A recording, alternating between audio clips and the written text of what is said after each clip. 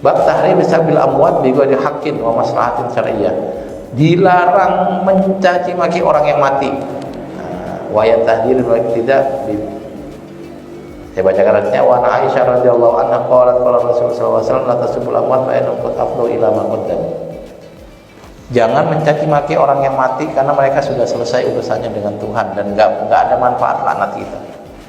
Kalau orang yang masih hidup silakan dicaci maki, nanti dia tobat. Tapi mati nggak bisa, percuma. Maka Bapak dan Ibu sekalian, dalam hadis itu ada babnya, bab kitabul manaqib, ada kitabul fadhail, hadis tentang keutamaan sahabat, keutamaan kelebihan sahabat, bukan keburukannya. Di sekalangan sahabat yang punya keburukan banyak, Pak, tapi kita tidak mengabadikan keburukan itu. Itu urusan dia dengan Tuhan dan Allah sangat mudah mengampuni. Yang kita ingat kebaikannya saja.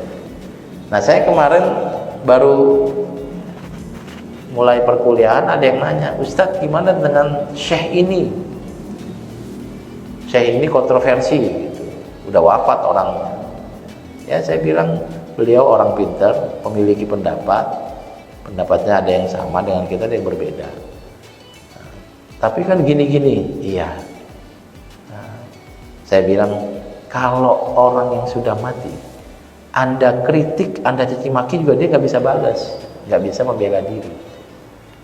Lalu saya ceritakan, Pak, kalau di pesantren itu ada bait syair 1002 yang kita hafal, 1000 bait itu namanya Alfiyah Ibnu Malik. Itu ada ungkapan begini, fa'iqatan alfiyata bni mu'ti, karya saya itu lebih bagus daripada karya guru saya gitu. Dan memang faktanya karya ini lebih bagus daripada karya gurunya, lebih lengkap, lebih indah dan seterusnya. Itu tiba-tiba orang itu ngantuk, blank, lalu tertidur. Dalam mimpinya Tuhan pertemukan dia dengan gurunya. Lalu gurunya bilang, al-hayyu qad yaghlibu alfa mayyitin. Orang yang hidup satu bisa mengalahkan 1000 orang yang sudah mati. Kita berperang sendirian lawan 1000 mayat pasti menang. Nah, terus kata gurunya tadi, ya kamu kan sekarang hidup, kamu bisa memperbaiki. Saya sudah mati. Kalau karya kamu lebih bagus, saya masih hidup, saya bisa bikin karya yang lebih bagus daripada karya kamu. Sekarang saya sudah mati, berarti saya udah gak bisa menulis sebagus kamu. Lalu dia bangun, setelah itu dia bilang, wahwa bisa bikin haizun tafdila mustaujibun sana'iyal jamila. Memang buku saya lebih bagus daripada punya guru saya, tetapi guru saya tuh yang mengajarkan saya. Maka dia layak untuk disyukuri, diberikan pujian, diberikan apresiasi. Mustaujibun sana'iyal jamila. Lalu berdoa, wallahu yaqdi bihibatin wafirah li walahu fi darajatil akhirah. Allah memberikan derajat yang mulia mudah-mudahan buat saya dan buat guru saya ini. Nah, maka nanti kita akan dapati, Pak, saya sebut nama misalnya Syekh Albani, itu dalam beberapa komunitas itu dicaci maki.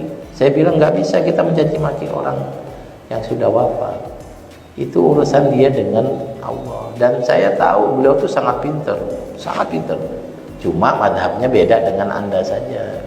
Beliau memilih Hambali dan madhabnya Salafi. Kalau kita tidak misalnya, tapi jangan mencaci maki.